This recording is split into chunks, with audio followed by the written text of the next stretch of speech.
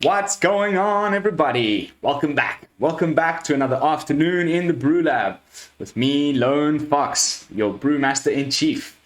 And this afternoon in the BrewLab, I'm coming at ya with Yoshihiko Ikawa's, I hope I'm pronouncing that properly, mono white aggro deck from the World Championship event, which is happening today. I'm so freaking excited. I cannot wait to start the watch party.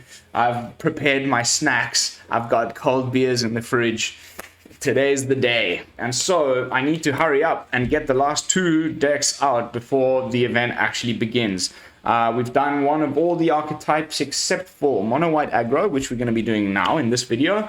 And also the last, but not least, of course, Izzet turns. And I'm still not sure which of the variants I want to run, because of the lists that were brought, the mono green aggro, they look pretty much exactly the same, cookie cutter. The mono white decks also, there's very little differences, maybe like one or two cards differences in the sideboards and stuff like that. The Grixis Epiphany lists, they are exactly the same, down to the card. So the only place where there's a little bit of different strategies is in the multitude of Izzet Dragons, Izzet Epiphany, whatever they want to call it. It's always, Alrun's Epiphany, expressive iterations. Just some put more smoldering eggs, goldspan dragons, and some put a little less and just go more spells oriented. So yeah, I have some choice to make with the video that will come after this, which will be the last one in this series of World Champ decks before the event starts in what is now probably less than three and a bit hours. Amped to say the least. But today, like I said, we're playing Yoshihiko Ikawa's deck.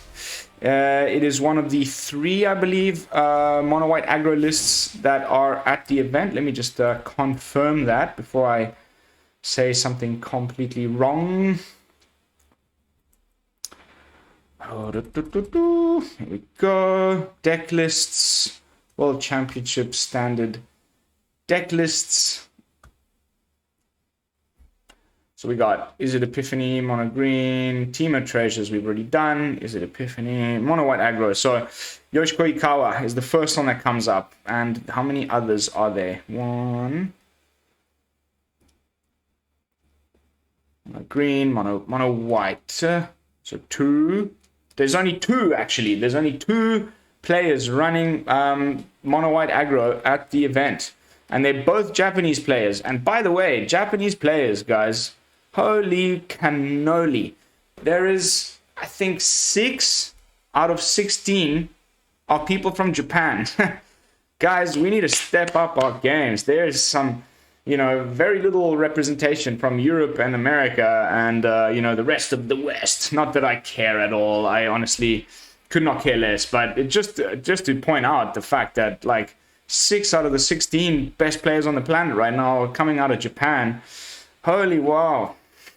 There's some incredible Magic being played in that country, and I cannot wait to go there. Not only because of the Magic, but also because I'm an avid anime watcher. I even have a Naruto Nine-Tailed Fox Kurama tattooed on my back. I am a massive Naruto fan. Been watching it since ever, and you name it. You try and name an anime in the description, in the comments down below, and I'll bet you that I've already watched it. I've got terabytes of the stuff, itemized, assorted, and labeled, and in various hard drives and CDs scattered all over my place. So yeah, I feel like I can almost speak the language. I used to watch the subtitles and hear them say a word so many times that I started to write them down phonetically. I've got a little phrase book of Japanese words that I picked up just from the amount of anime and manga that I've read and consumed. So one day I will go to that country and I will enjoy it, and I will hopefully play Magic with some locals and I'll probably get my ass whooped. But anyway, I'm rambling. Let's jump into the deck and then into some gameplay footage, and then we'll wrap it up with some final thoughts.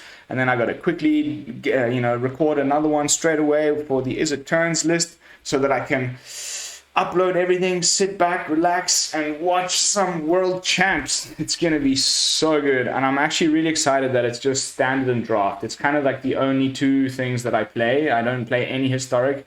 And usually when they have events and they have historic, I just tune out, go to bed, whatever. I don't watch the historic because it doesn't really interest me. So I don't have to do that at all in this event. It's just going to be draft and standard, and those are like, and the draft, the set that they're drafting, Midnight Hunt, is really exciting. So I think it's going to be just packed with action the entire weekend, and we'll have to see on Sunday who gets crowned as the new world champ. All right, Yoshihiko Ikawa's mono white aggro. 2 copies portable hull in the main. 1 copy portable hull in the sideboard. 3 Stonebinders familiars in the main. No Stonebinder familiars in the sideboard. So only 3 copies of that, period.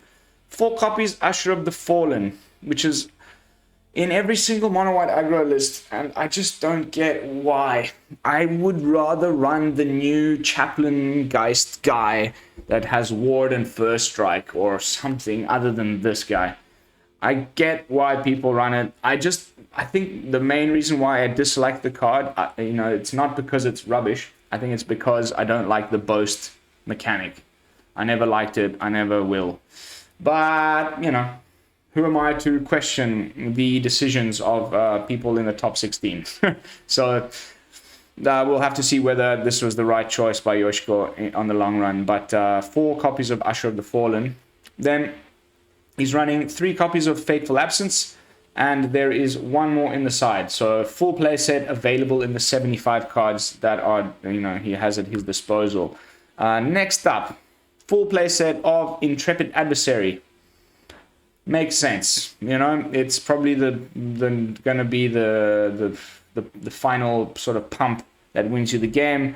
And never underestimate the life gain, because it's the only other way that we have of gaining life in the list.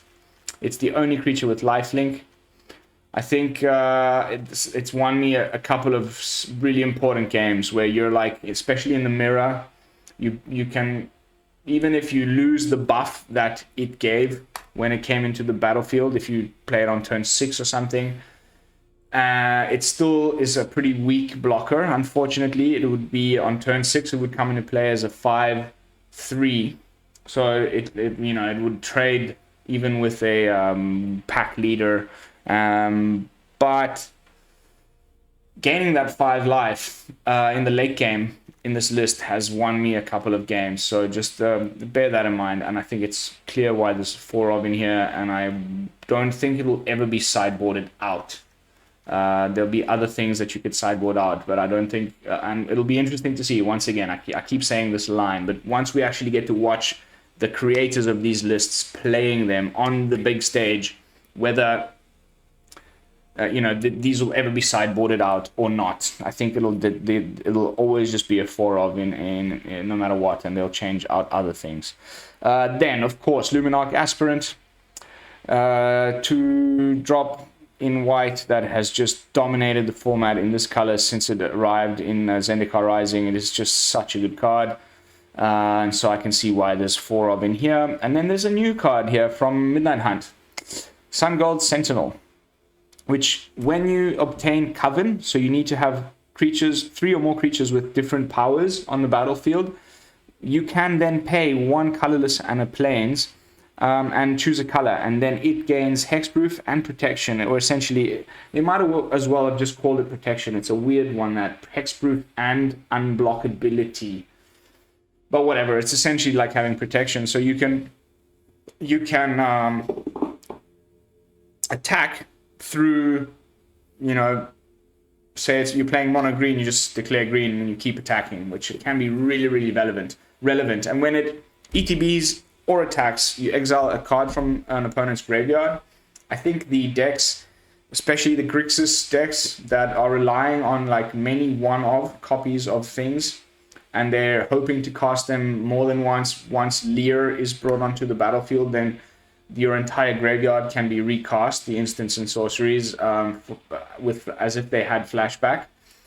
The ability to slowly but surely get rid of those cards from their graveyard before they get to that Leer with Sungold Sentinel is going to be pretty important. And in testing with the deck, I have already come across that situation, and it was game-changing. You know, even if they cast their Memory Deluge and then they cannot do it again for 6 because you just play Sungold Sentinel or attack with Sungold Sentinel and exile it from their graveyard.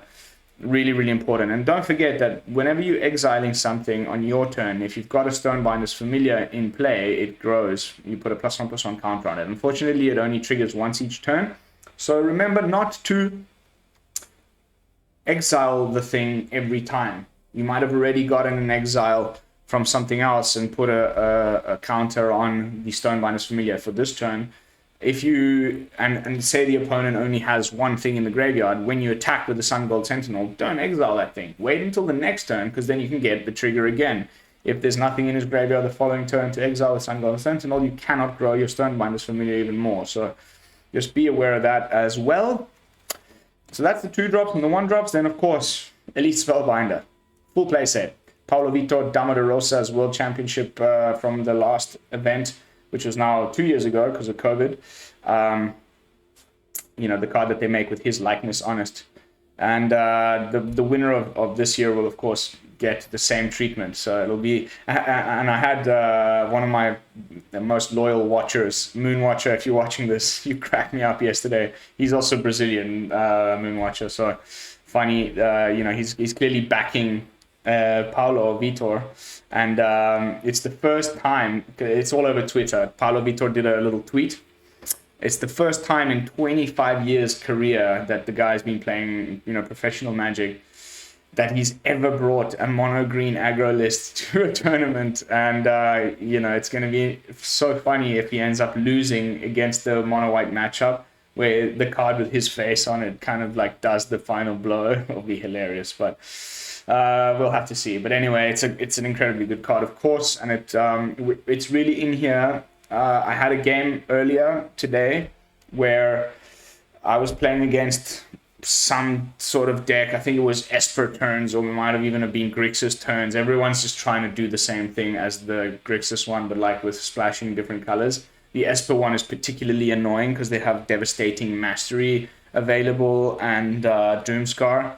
It makes it really hard to get in for any, you know, damage if they can Doomscar all your creatures on turn 3, especially in the mono white matchup. It was a really, really tough game. But I had managed to safely play an Elite Spellbinder on turn 3. I exiled the Elrune's Epiphany from his hand. Then the following turn I played Reidane. Then the following turn I played a Curse of Silence. It was already a game 2, so I knew he had the Elrunes, and there's 2 copies of Curse of Silence in the sideboard, and I brought them in against the Elrune's Epiphany thing. And okay, so that's spells of the chosen name, enchanted player cost 2 more to cast. Then, because Elrune's Epiphany is mana value 4 or greater, it costs 2 more to cast because of Reidane, and then I had exiled it with the Elite Spellbinder, so it was 2 more to cast from the Spellbinder. That our copy of Elrune's Epiphany that I could see there in exile face up because of Elite Spellbinder was going to cost him something like 11 mana to cast. He didn't cast it for the rest of the game, and that is the entire point of having this in the list. You want to make sure that we can kill the opponent before they can start getting their millions of turns in a row with the Elrunes. So you'll be targeting that card mostly when you see it, when you're playing Elite Spellbinder. Like I said, that coupled with Reidane and the Curse just makes it virtually uncastable. Next up, 2 copies of Maul of the Skyclaves. I've been playing a very similar list to this in the best of 1 with our sideboard, slightly different, but very similar in that you want to be putting your Maul of the Skyclaves on Adeline. She's got Vigilance, so you can, you know, grow her, attack, still keep up a really good blocker with First Strike and flying. Put them all on your Adeline 90% of the time. If you don't have that target, maybe you've grown an Intrepid Adversary big enough to to be a relevant sort of attacker, a blocker, then maybe sometimes put the Maul onto an Intrepid Adversary and swing in for damage and gain life, which is really important. It can, at that point, if you've cast your Intrepid Adversary on turn 6, if the game goes that long, and then turn 7 you attach a Maul of the Skyclaves onto your Intrepid Adversary, it'll be a 5/3 and then another additional 2/2, so 7/5 flying first strike lifelink. That's pretty good. So but 90% of the time, like I said, you want to be putting it on your vigilance creature. It allows you to, when you attack with Adeline, it creates a 1/1 token creature token, and usually what happens is the opponent blocks the 1/1 and lets the Adeline through, thus making the Adeline power less because the creature token dies. With first strike from the Maul, the Adeline first gets in for the most damage, and then the second phase of the attack goes through, whatever it's called, and they block the human, and then she loses power. So it's a nice little thing there to make sure that you actually get in for the full amount of damage that you could before the opponent blocks the little token guy. And that's it, really. That's the deck. Still no Fabled, no Field of Ruin. Baffling, I know. 1k with Frost Dragon, 19 Snow-Covered Plains, 4 Faceless Havens. That's the main deck. Cool things in the sideboard that I specifically wanted to make a point about is the Guardian of Faith. A card that I think, when I first saw it in Adventures in the Forgotten Realms, I thought would see a lot more play, but because the 3-drop slot is so clogged up, it hasn't been seeing as much. But in certain matchups, I feel like this could be really, really good. Okay, I've had it happen where the opponent, I beg your pardon, Cinderclasms or Blood on the Snows or whatever, and you can flash this in for 3 and save all your creatures on the battlefield, and only the Guardian of Faith would die at that point, because you still get hit by the sweeper, even if it's something as small as a Cinderclasm. Unfortunately, your Guardian of Faith would die, but then you can phase out any number of target creatures you control, and then they unphase out when your next turn starts, and your opponent's not tapped out all of their mana to cast the sweeper, and you've still got your entire field ready to keep attacking. So a really, really powerful card, I think. And of course, you can also just flash it in to save one creature from targeted removal. I've done that a few times, and it won me the game. Always try and do it on your opponent's step if you can, so that you can untap with the Guardian of Faith and start attacking with it straight away. But yeah, interesting little bit of sideboard tech there in the deck. And then he's running a full 4 copies of Skyclave Apparition. More synergy with the Stonebinder's Familiar, with Exile. We all know this card. I don't really like it, but they seem to think it's better than Brutal Cathar. They think it's better than other cards. So he's running a full playset of the Skyclave Apparition. It'll be, again, really interesting to see when they side these in and when they don't, and against which matchup. The only other card that I would like to talk about is You're Ambushed on the Road. There's the other one that is called, something like Guard the Campsite or something. What's it called?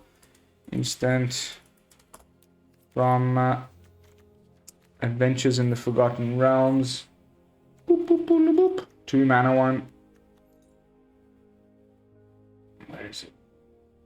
It's got like Set Off the Traps.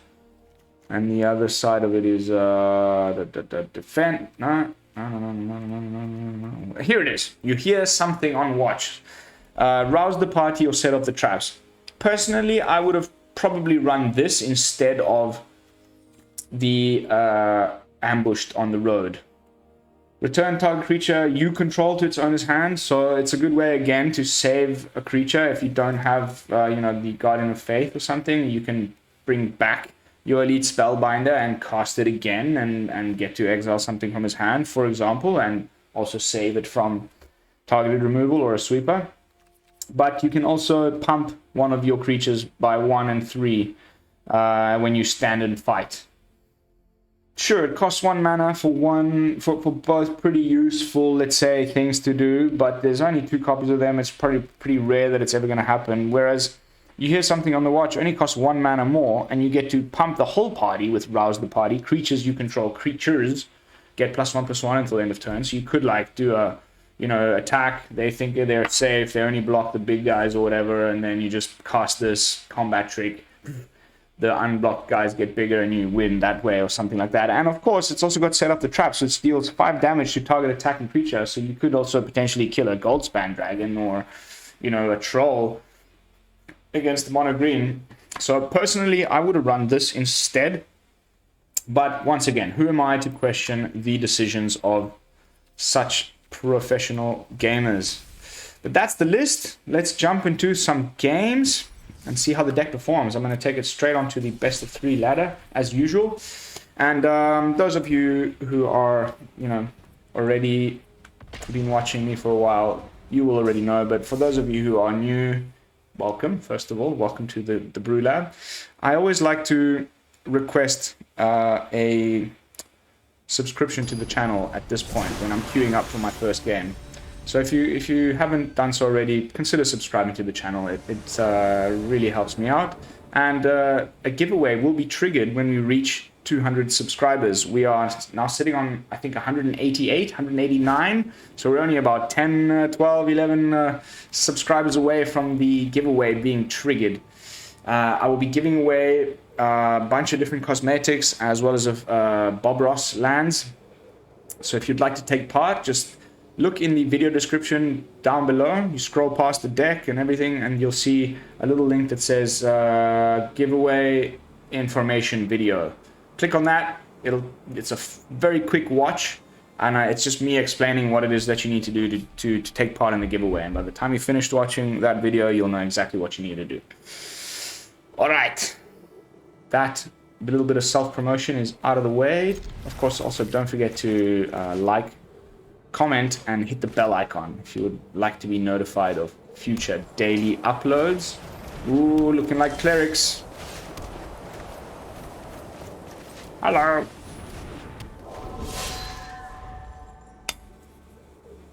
Looking like clerics. Wars of clerics.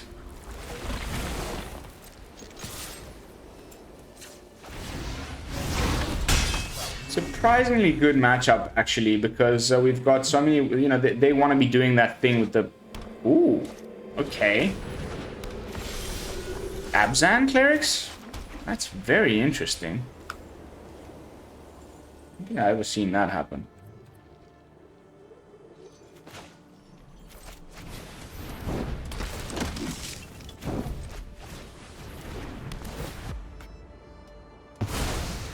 We're probably going to want to be sideboarding in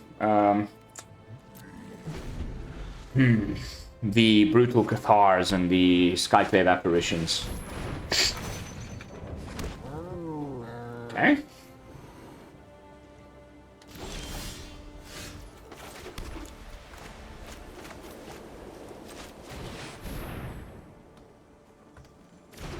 Valkmira.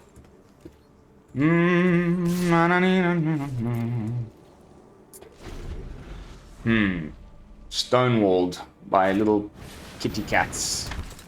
Wow, interesting list, man. Nothing I've seen before. Really cool. Misa likey.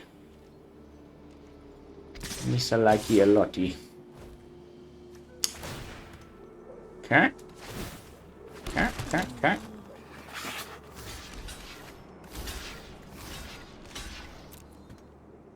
Valkmira is going to help us out here a little bit, hopefully.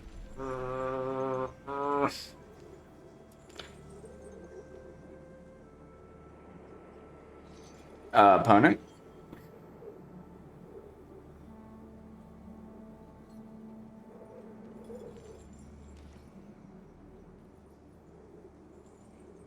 Opponent. Sweet. I mean, kinda. Not really.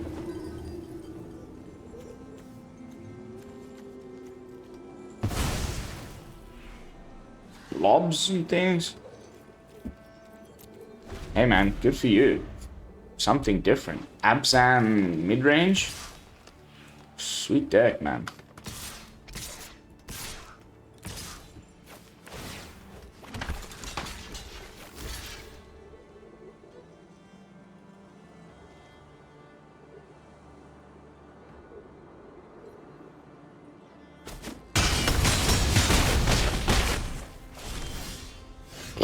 Just lands, right?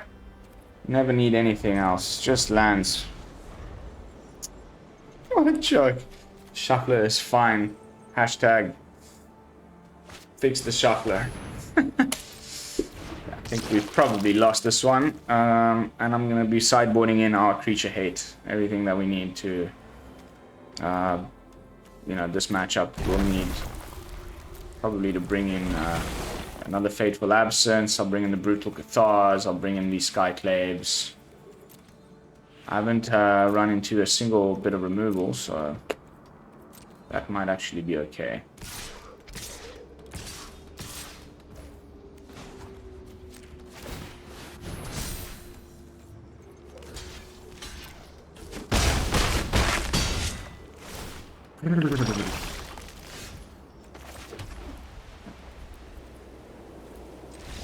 Let's go to the sideboard, see what we can do about this.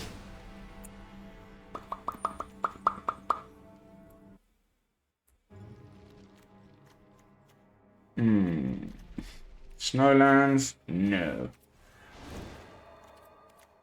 I think I'm gonna fully get rid of Reidane. And I don't know about this familiar. Bring in the Cathar, one more of those, some of these, and one more portable hole. Wait, how many? Not that many 1 and 2 drops at all, actually.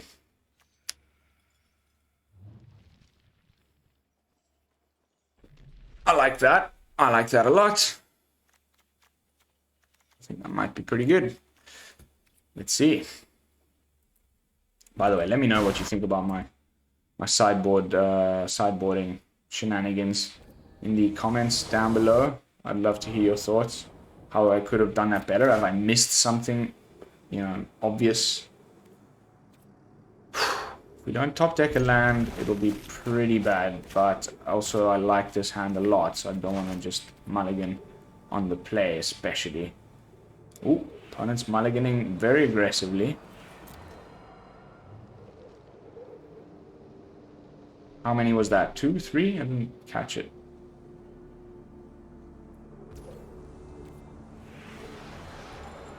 Two.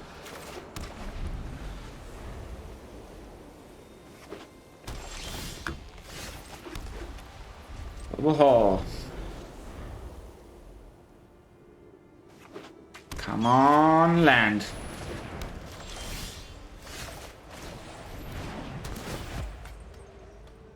Of course not.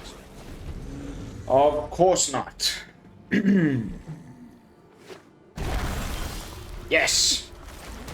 Halla freaking Luya. There's our own copy of Adeline. My dearest fellow. This costs 4. Great. Let's get rid of it.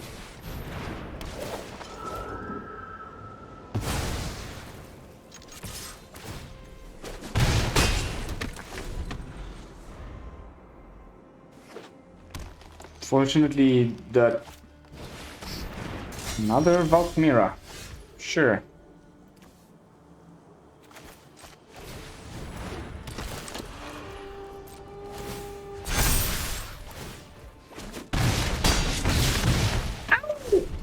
That's a tasty play right there. You better have a sweeper or it's game.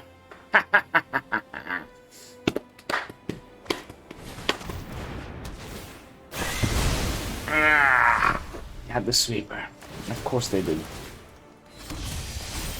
When have they not got it? You know, it's always the case.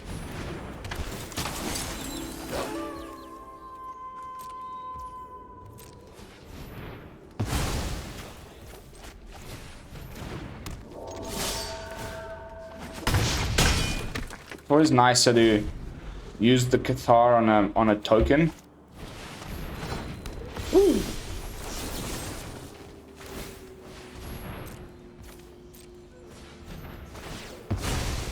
Off we go.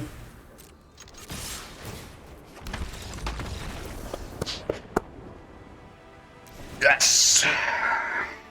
That felt really good. That felt exactly like the right thing. A little bit strapped for lands in the early game, but that's okay. Plenty of removal for his creatures. And he didn't have much removal at all. And I think that's going to be the case.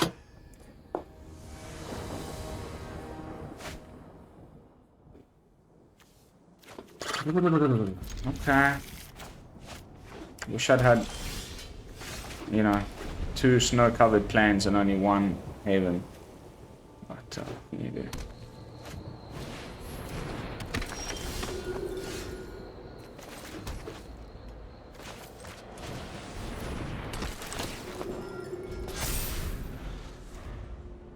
Spellbinder. Next turn. Seems good.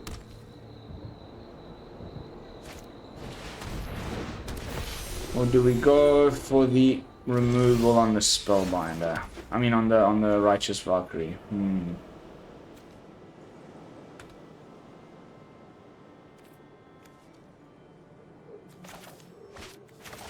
Might just go for the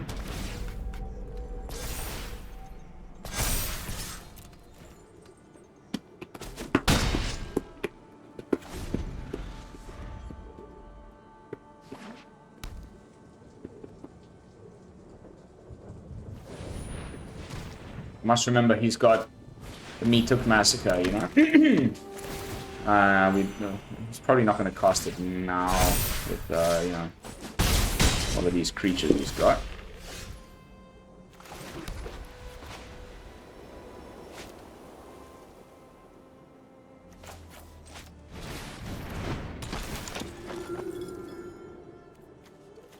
Bye-bye.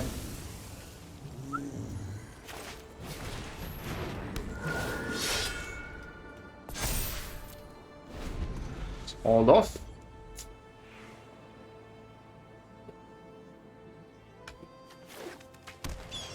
Bulk Mirror or the other side. Okay, he goes for the shield. Sweet. That means our land's still coming to play untapped.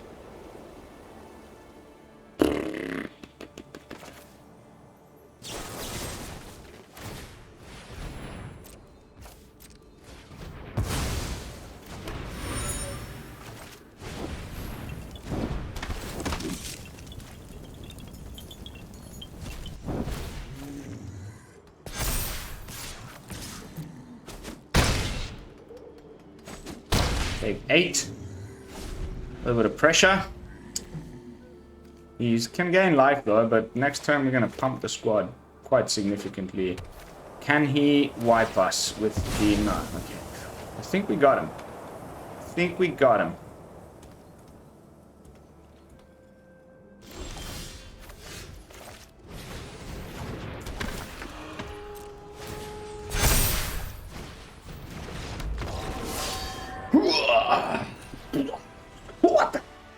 What's that? Shredding people. Nice. Okay, so game 1, we didn't face any of the decks, or match 1, we didn't face any of the decks that I was hoping to go up against, you know, the others from the World Cup. I'm hoping, or, you know, the World Champs, not the World Cup. I'm hoping, even though I hate the matchup, it hurts me in my soul. When I play against Izzet turns, it's just like a snooze fest. But the whole point of this series of videos that I've been doing is to see how the sideboard strategies will go and things in the event that will start later today. So I kind of hope to end up playing at least one mono green guy, or maybe the mirror would be interesting, or the Grixis, the Epiphany list might be interesting to see how this deck matches against that one with all the Graveyard Exile through the Sungold Sentinel. So yeah, let's hope we don't end up playing another weird Abzan, whatever the hell that was, list again. Even though that was refreshingly different, and I applaud the guy for trying something off meta and homebrewy, which is definitely my style, and I can't wait to get back to it after this event. I got some stuff in the cards, guys. I got some stuff, you know, off camera. I've been at it. I've been in the lab working. I got some sweet ideas for decks that'll, you know, start coming your way. Oh, okay. So it looks like good old ramp strategy, which means divide by zeros, and the new card, what's it called? Okay, well, yeah, this for sure, but also the other new 2-drop. It's like a tree folk guy. Perfect, top deck. Bye bye, off you go. Even in defeat, we grow.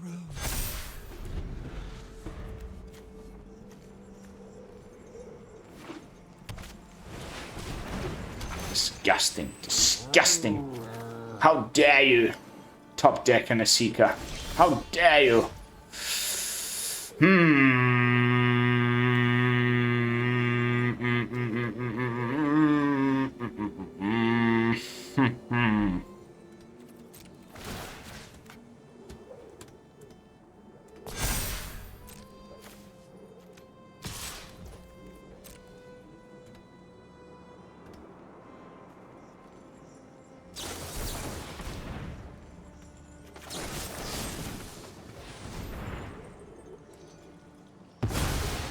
Oops.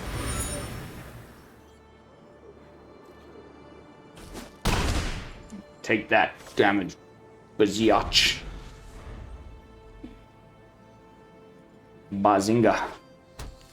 7, 3, 4, 5, 6, 7. You can cast it already. Can you imagine the amount of ramp that these ramp decks can muster so quickly? That's game. I know what to sideboard in, but that's game. In this particular one, he's just going to copy that. I mean, I've got some portable holes. My dart will be top decking 2 of them in a row. So, yeah, we should probably just call this one.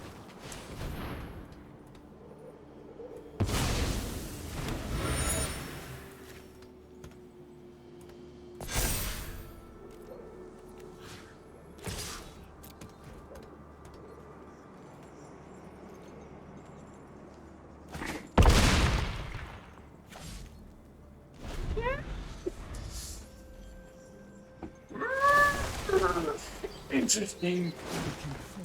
Oh, they run so many lands.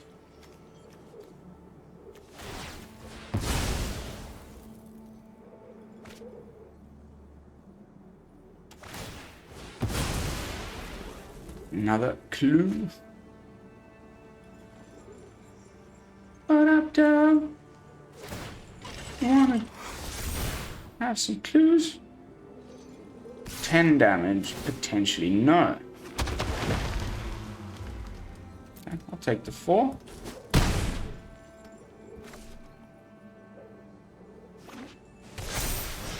That's the one I was talking about earlier. This is the new card I was trying to mention before. Whatever, man. Stupid busted combos. But not ban-worthy. Not as ban-worthy as you know what.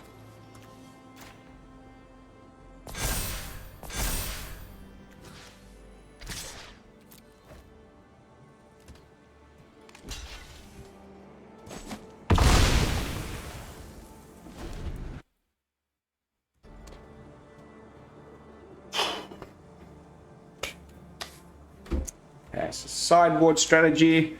Let's take a bit of a moment now to think about mosquitoes. You know what we could do. Probably Skyclave Apparition, Brutal Cathar.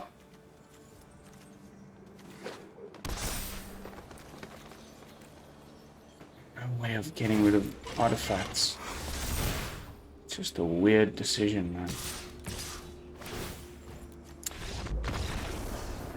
they must know that there's going to be quite a few copies of a Seeker's Chariot in the mono green decks. I mean, there are only 2 of them or 3 of them in the whole event, but still. Right, so typical sideboard missions. They're not playing Snow. They're not playing big. Well, they are playing Epiphany.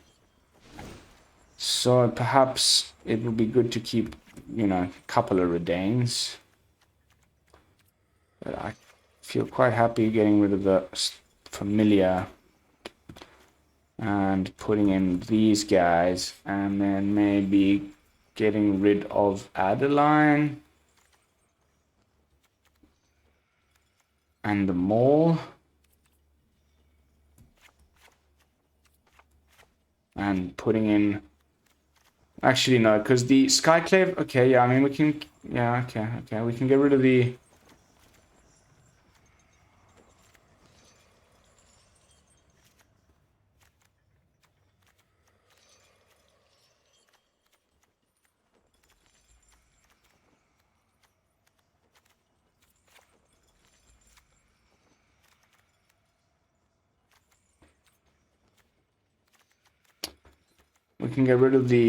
Seeker's Chariot. Who would we be putting the Skyclave Maul onto? Maybe the Brutal Cathar? Sure. Maybe let's go down to 1 and up again to 3 Reidanes. Let me know what you think in the comments. My sideboard strategy there. On a deck that is not mine. It's always a little interesting. I really feel like I'm getting inside the mind of these players when I do that. And that's you know, the whole point of doing these videos. So, you know, I do feel like I have learned a lot just in the last couple of days. Even though almost got him. Why do mosquitoes exist? What service do you know, render, you freaking animal? I hate them.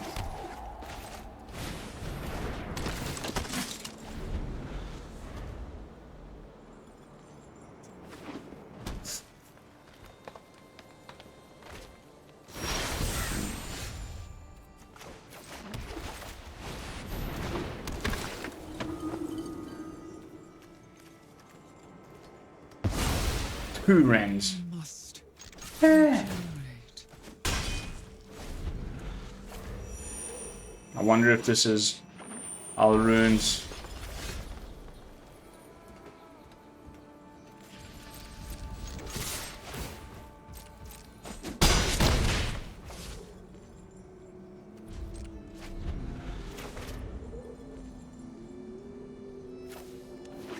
Four mana. Flashing in a dragon turtle.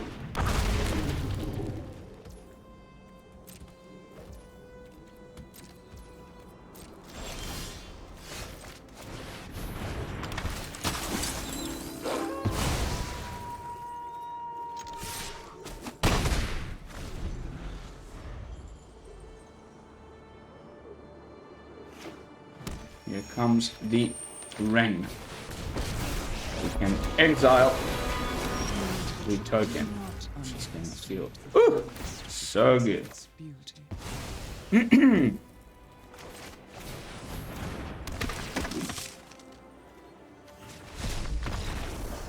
Got him. Got him.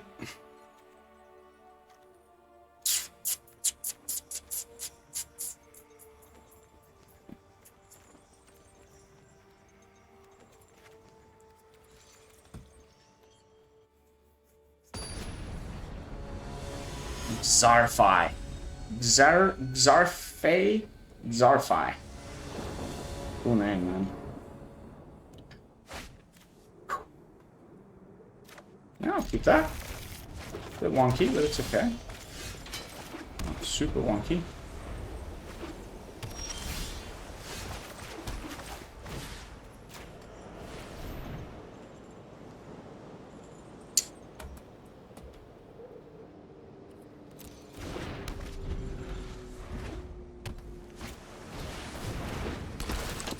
Is it tracker?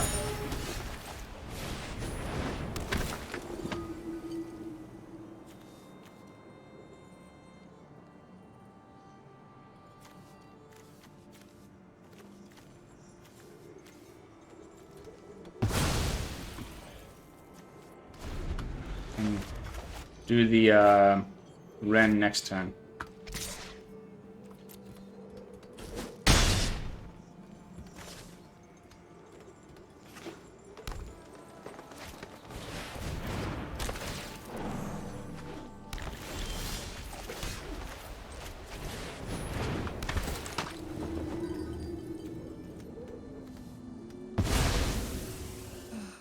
We are wilting.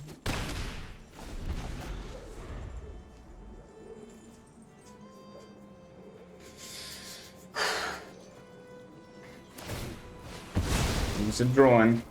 He's a digging. What are you digging for, mate?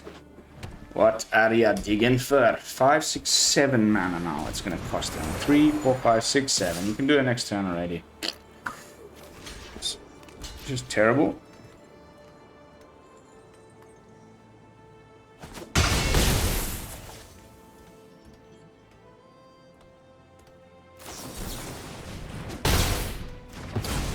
Oh dear golly golly gosh.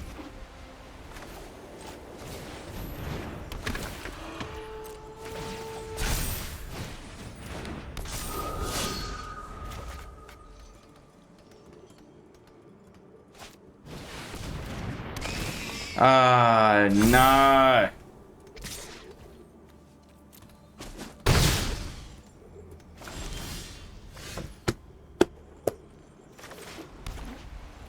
Deck is not collaborating at all.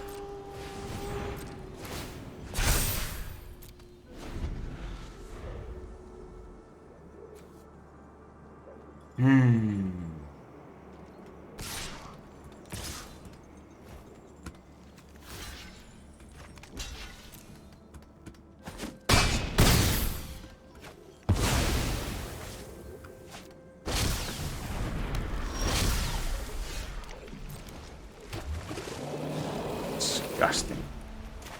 Disgusting. Alright, Simic kicked our asses. I don't understand why there's no Simic decks at the event. I really don't. I feel like it's really, really strong. Simic ramp is really, really strong. Clearly. And even when I was playing it, go look back a few videos ago. There's one on my list I called Primal Ramp. That deck still puts in some like above 60% win rate for me, you know, after many, many games. It's consistently good. I feel like Simic should be represented at this event, but no. Everybody's playing Elrune's Epiphany, which is why I think it needs to be banned more than anything. It's just creating a not diverse, stale meta.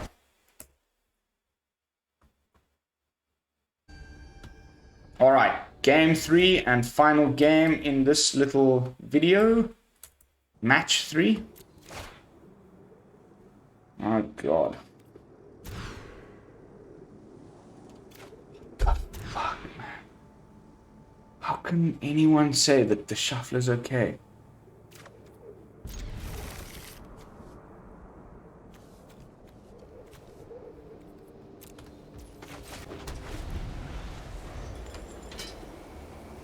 And with no way of drawing cards, this is just instantly starting off really badly.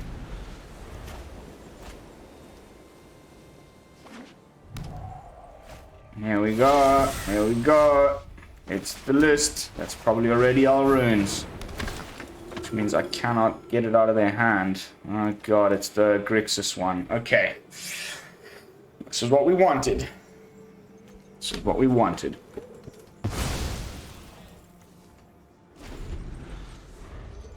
This is definitely our runes. Or maybe it's the Demon Bolt. If it's the exact same list as the one in the event, then it's it could be that it's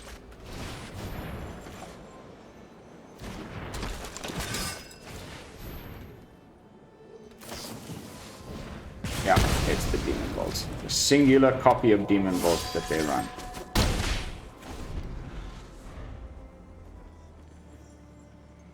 And one which I would highly like to get rid of from their graveyard with a Sungold Sentinel.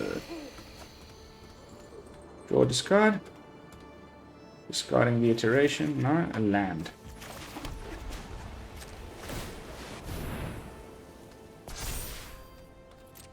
I wonder what he's going to bounce with his Fading Hope.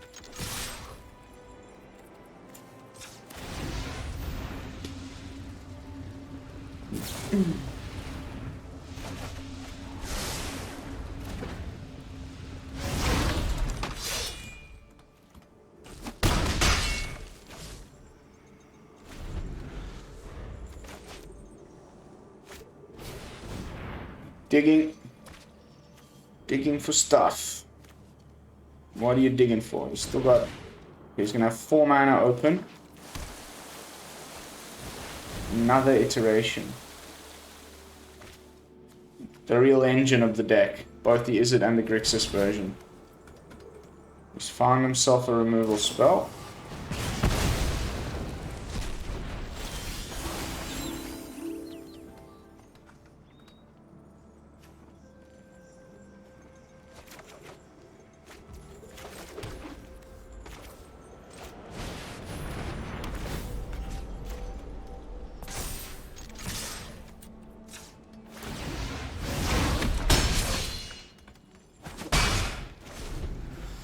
Oh, 1, 2, 3, 4, 5, 6, 5, 6, 7. I've made his Leah cost. Sorry. A single copy of Burn Down the House in the entire deck. Of course, they top deck it now.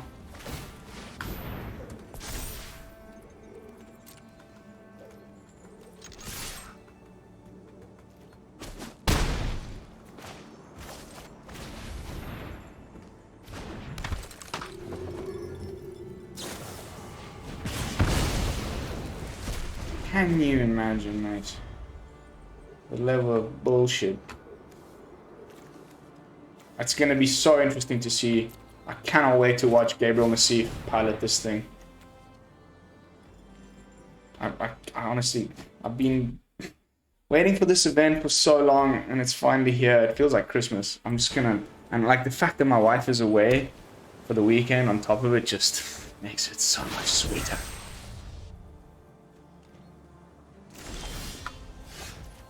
Okay.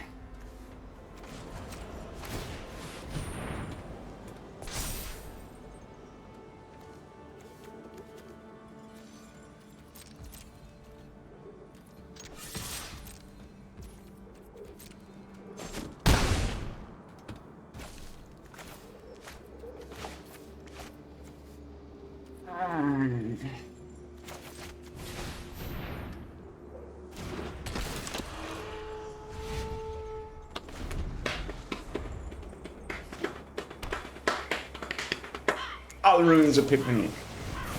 Twice. And this is just... It has to get banned. It's so disgusting. Yeah, sure, take 2 more turns, not just 1 more. I just posted a screenshot in one of the Facebook groups I'm a member of, on Arena group. The guy had 8 birds down. He cast the spell a total of 4 times in 2 turns and took like... I mean, it's just... It's disgusting. It's literally disgusting. And he gets all of his graveyard back. He can also just kill my guy. And that's gonna be game. Like, there's no way I can get around this with the current list. So let's see. I mean, the sideboard strategy. We're gonna bring in the Curse of Silence for sure.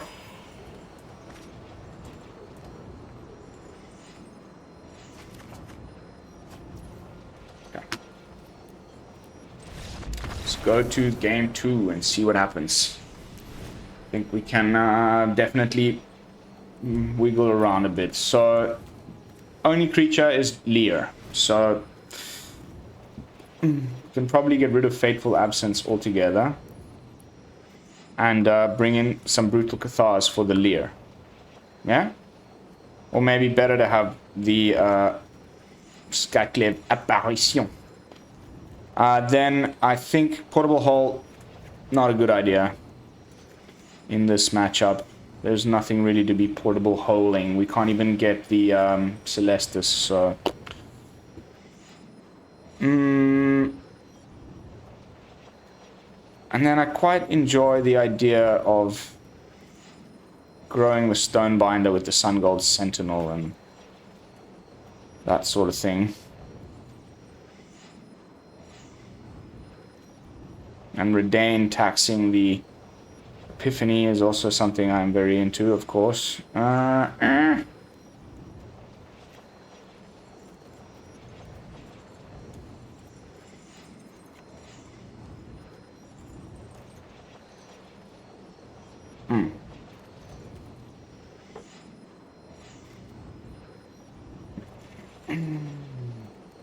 Nothing else in here screams, you know, anti-Grixis Epiphany sideboard card. It's all kind of more creature matchup stuff, and the only thing Skyclave Apparition is really going to be getting rid of is Lear or maybe the Celestus. That's it. So, is 2 copies enough? Do we drop maybe? Yeah, let's do this. Boom. Okay. This is my observation, okay? I've played the Grixis list. Mono Green shredded me in that video. Go check it out. I didn't play very well, but I got at least a first initial feel for the Grixis list. Mono Green destroyed me. They had some trouble with mana and they got underneath me just way too quick. We're trying to do the same thing here, similar with Mono White. And so far, it feels like the Grixis list has more answers to the aggro matchup than the Izzet one. But we're still going to shoot the Izzet video today before I get to the, you know, streaming the event and hosting the watch party, which you're all welcome to come and join. I'd love to have you there.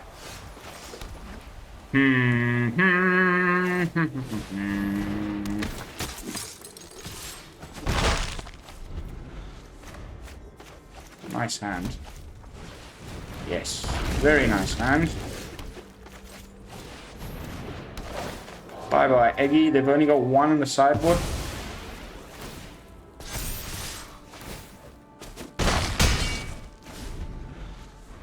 See, we needed just... Yeah, this is the right move. This is probably the Demon Bolt.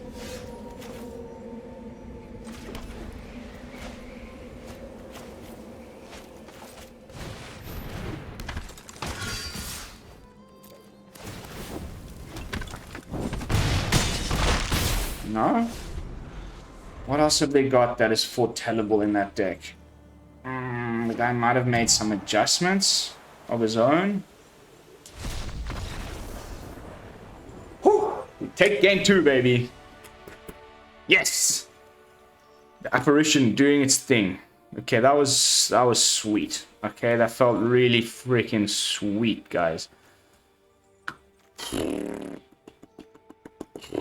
1 less Intrepid Adversary. I'm just putting 1 Brutal Cathar.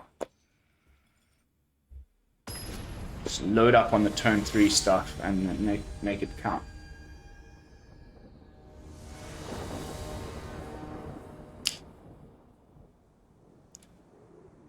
So in that case, they were not able to draw. The Grixis list has very few 1-ofs. I mean, very few 4-ofs.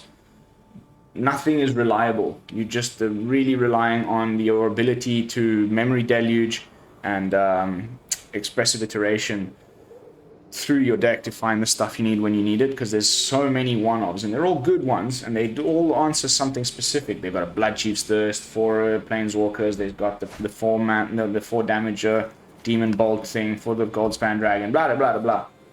But there's just 1 of them, and their thinking was clearly we can cast it twice in each game because we've got Lear, which is what we're really trying to get to.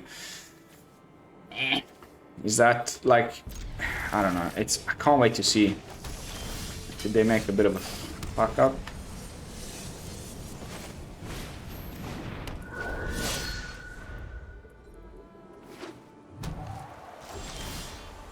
I'm getting ready, Billy. I'm getting ready.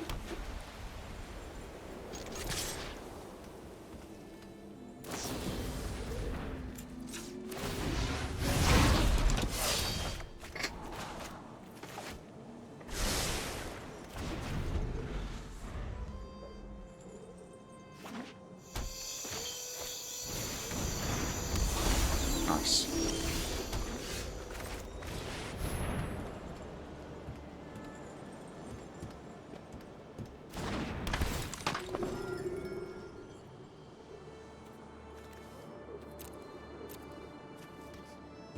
Has to be Lear, right? I mean, Syndiclasm costing 2 more wasn't going to be enough to really be a problem.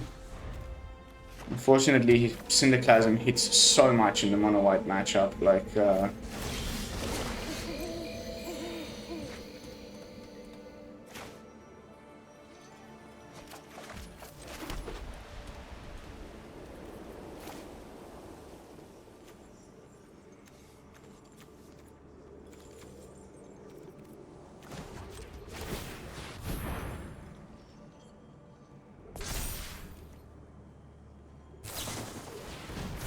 Double Syndiclasm. I did not see that coming. Oh, that is a glaring misplay on my behalf. Terribly sorry, guys. That was an absolute cock-up of notes. I did not even think about that. Oh, dear God. What have I done to deserve that level of misplay? Other than just being a little bit too quick.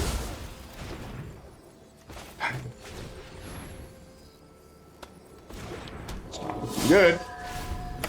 Good at all.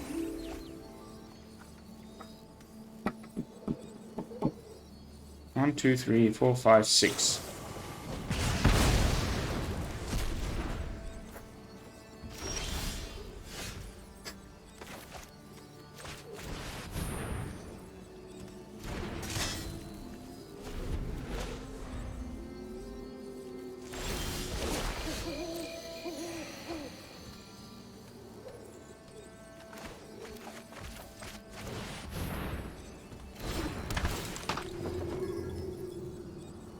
Damn it, I was so hoping to hit our runes off of that. Here comes Lear.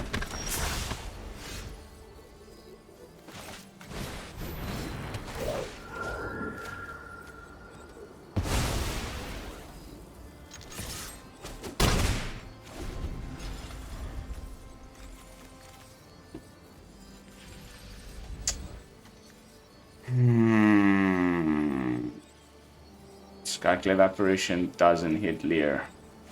Another misplay. That's why I hate Skyclave. Mana value 4 or less, Lear cost 5. We only have the bloody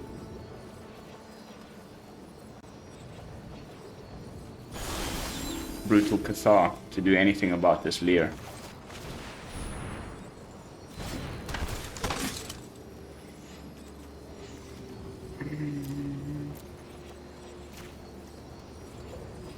Ah!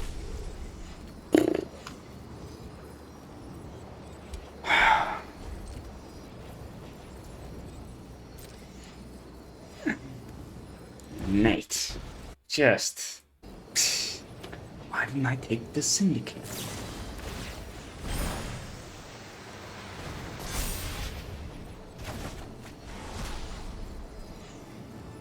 Why did you let me get the Skyclave back? Not entirely sure.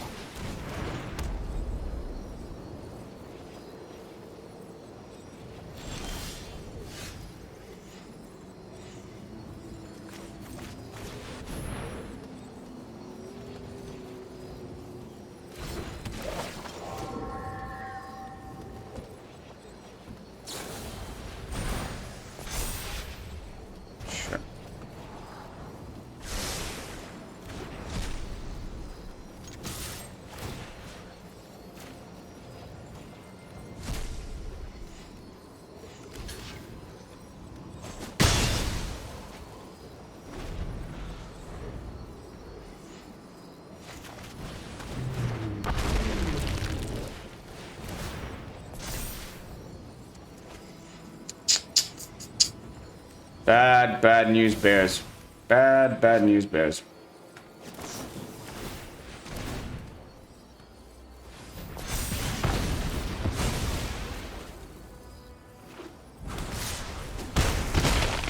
I can't see a way out of this one. Also, we don't have enough mana to really do anything here. Tartic Pyre on the Skyclave. Just... yeah.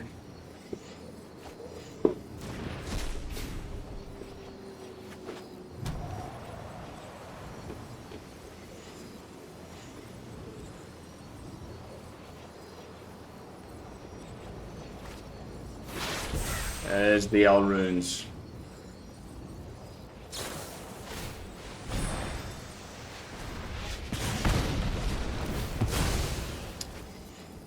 So they're going off. Some terrible misplays on my behalf. You know, totally uncalled for, but c'est la vie.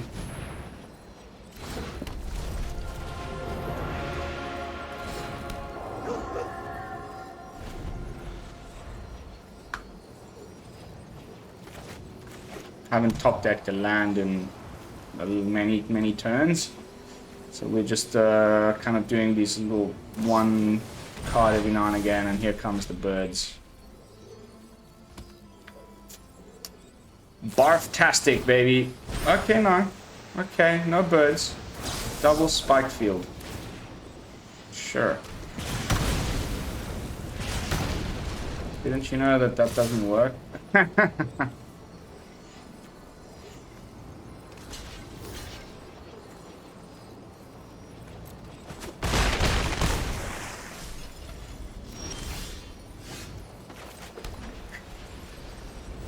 Maybe, just maybe.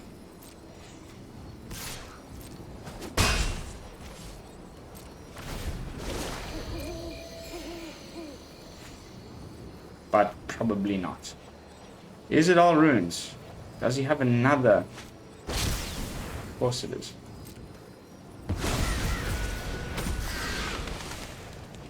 Disgusting card. Disgusting card. Makes me sick to my stomach.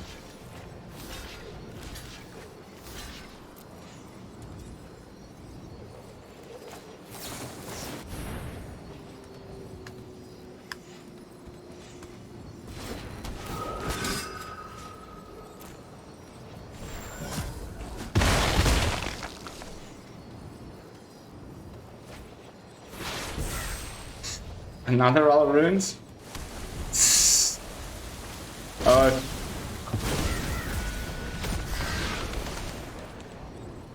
That card needs to go. It has to go. I'm so sorry to anybody who thinks that it shouldn't. That card has to disappear from the format. It's really ruining Standard. It's stifling mid-range decks. It's sort of the enemy of diversity. As we can see, 75% of the decks at the event are all running out runes. Anyway, enough of me moaning. That's going to be it for today. I just wanted to jump in here and quickly look at my stats. So, I mean, 2 wins, 1 loss, 1 wins, 2 loss, 1 wins, 2 loss. So, a total of 5 wins and 5 losses. Although they were matches, so 2 full-on losses and 1 win against the first guy with the cleric-y weird stuff. So, you know, is that a sign of what's to come? Will the mono-white deck be able to get in underneath the Elrunes guys reliably? Which of the versions of the turns decks is going to be better at handling the aggro? The Grixis version or the Izzet version? Only a few short hours left before we find out. But yeah, that's going to be it for this one. Thank you all so much for watching. Don't forget to like, comment, and subscribe. I will see you in the next video where I'll be shooting the final deck in this series. the Izzet Turns list. I'm not sure whether I'm going to pick Arne Huschenbeth's one or Andrei Stravsky's one. They're slightly different. There's one with more dragon eggs and more dragons, and one with just more spells. I might play like one of each game. I don't have much time left before the event starts. I don't want to be recording while it starts. So yeah, I'll see you then. And until then, this is Lone Fox from the BrewLab, signing out. Peace, y'all.